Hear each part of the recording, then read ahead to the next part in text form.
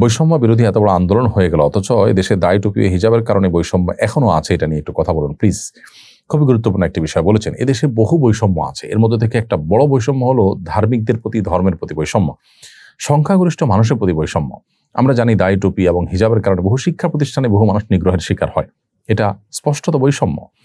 নিশ্চয়ই দাড়ি নিয়ে টুপি নিয়ে কিছু মানুষ সংবাদ পাঠ করতে চায়, কোনো মিডিয়াকে তাকে সেটা করতে দিবে? যদি না দিয়ে দেয় তাহলে এটা তার প্রতি বৈষম্য হলো। তার চয়েসকে আমরা বলি যে যার যার চয়েসে সে চলবে, তাহলে এখানে কি চয়েস অনুযায়ী চলতে পারলো? তো এ ধরনের বৈষম্য অনেক আছে। ওলামা একরাম এদেশের বেশিরভাগ মানুষের প্রতিনিধিত্ব করে বা বেশিরভাগ মানুষের সাথে তাদের জনসংযোগ রয়েছে, জনসম্পৃক্ততা রয়েছে।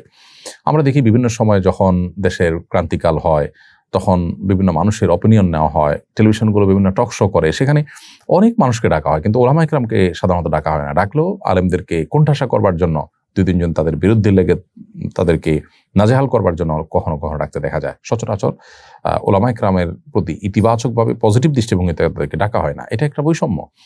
আপনি দেখবেন যে ওলামা একরাম বাজেটের সময় সাধারণ মানুষের মন্তব্য নেওয়া হয়। অনেক সময় অনেক টেলিভিশন চ্যানেল দেখা যায় যে রিকশাওয়ালাদের, খেটে খাওয়া মানুষদেরও ভাবনা নেওয়া হয় যে সাধারণ মানুষের বাজেট ভাবনা কি, কিন্তু আলেমদের বাজেট ভাবনা কি, এটা কি কখন নিতে আপনি দেখেছেন?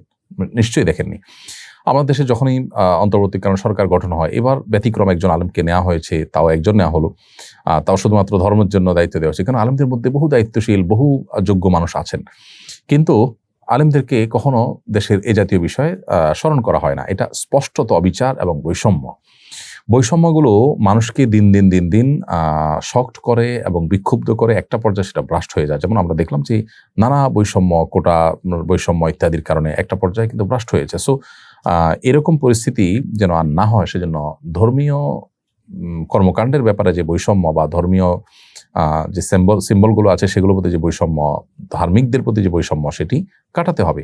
অনেক অফিস আদালতেও দাড়ি টুপির প্রতি এখনো আপনার বৈষম্য দৃষ্টিতে তাকানো হয়, ধার্মিকদের প্রতি বিমাথাসুলভ আচরণ করা হয়। তারা তো এদেশে উড়ে আসে নেই, বরং আলেমদের কথা আমি বলতে চাই যে আলেমরা এদেশে 3.25 লক্ষ মসজিদের 3.25 লক্ষ ইমাম খতিব, তারা এদেশে কয়েক কোটি মানুষকে তারা কিন্তু রিপ্রেজেন্ট করে এবং তাদের সাথে জনসম্পৃক্ততা আছে। আপনি দেখবেন দেশের ক্রান্তিকালে এমন অনেক মানুষ এসে মতামত দিতে থাকেন এবং তাদের চিন্তাধারাগুলো পুশ করেন, যাদের সাথে কোনো জনসম্পৃক্ততা নেই।